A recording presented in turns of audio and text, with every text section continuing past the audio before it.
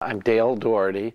I am with O'Reilly Media, and I run a group called Maker Media. And I started a magazine called Make about 4 years ago. And I also produce a magazine named Craft, and produce an event called the Maker Fair, which was held in the Bay Area and Austin, Texas. Make came first, and we really wanted to cover what people were doing, what kind of projects they were doing on their own, on their spare time, things that were fun, and creative ideas that they were exploring. And the idea for Maker Fair then was, hey, how about if we invite them to bring the things they're making and share them with other people, because they're going to like talking about this stuff, and other people enjoy talking to them. And there's not that opportunity always to meet people and their work together, and just on a one-to-one basis. So that was the idea. And then if you think of Make and Craft, and we really wanted to cover all kinds of areas, not just computer electronics, but we get into rockets, and we get into robots, we get into sewing, we get into needlecraft, we get into felting. We have people combining things, like bicycles are a great platform for making new kinds of things. We have human-powered kind of carnival rides really made from bikes at Maker Fair, for instance. I think we're seeing a resurgence of interest in DIY, do-it-yourself, and making things. And partly that's because this information and the community is so accessible online. If you think about it, roll it back 30 years ago or something, we were a lot of craft, a lot of making is passed on person to person. And we were limited to the people in our neighborhood or our school, whether our parents knew, these things or not. And I think we're seeing, growth in this, because we can go online, we can find recipes, we can find, information how to do something. We can even find people, and even find local people who know this stuff. So, it was sometimes hard in the past to find that person who had a specialized skill that you'd like to learn, to be able to do something and make something that's kind of in your head. But now you can kind of explore online and find that, and I think that's very powerful. And it's kind of the way we use our blog on Magazine, is to really reflect what's going on in the community, not what's going on in the magazine, but what's going on, when you're doing a project and you say, I was exploring this and I finally finished it. Very much like Maker Fair, saying, here it is, and what do you guys think of it? That's great.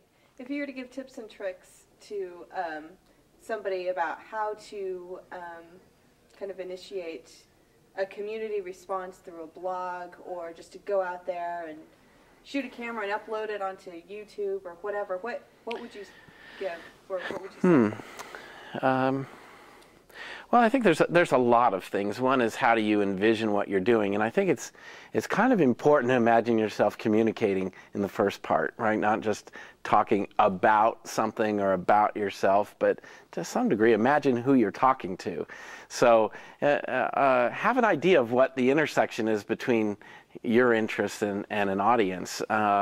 So blogs can be self-involved and all about a person. I think they can also be very much, the heart of a community, just in the way that if we think of other models, like a community newspaper, covering events, covering things that are of interest. And I think it's still, local angles are still open for exploration. Blogs don't have to be of national interest to be valuable. They can focus on a block, a neighborhood. They could focus on what's happening in a relatively, small town.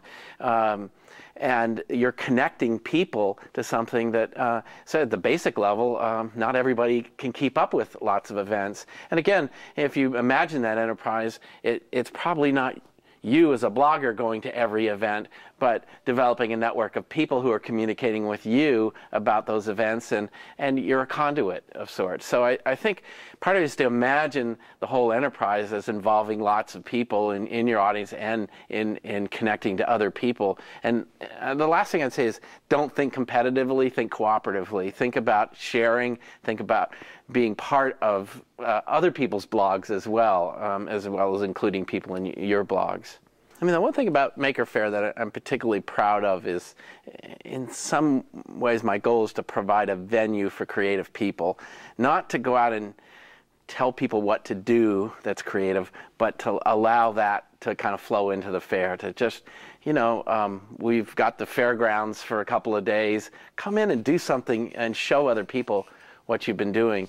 I see a lot of times people are trying to engineer or to, I'm trying to get this person to do that. And I think I don't look at it as a way of commissioning art or anything. I'm just trying to actually, and it might be art, it might be science, it might be craft, it could be any number of things.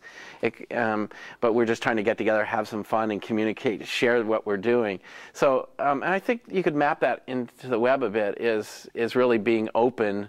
You're not trying to form a small club. You're trying to actually invite lots of people in and let it be theirs in a way. There's different ways to make things happen. Certainly, some people are more directive, and it's my space and it's about me. And others, I think, have a nice way of letting it be a common space that's shared by other people.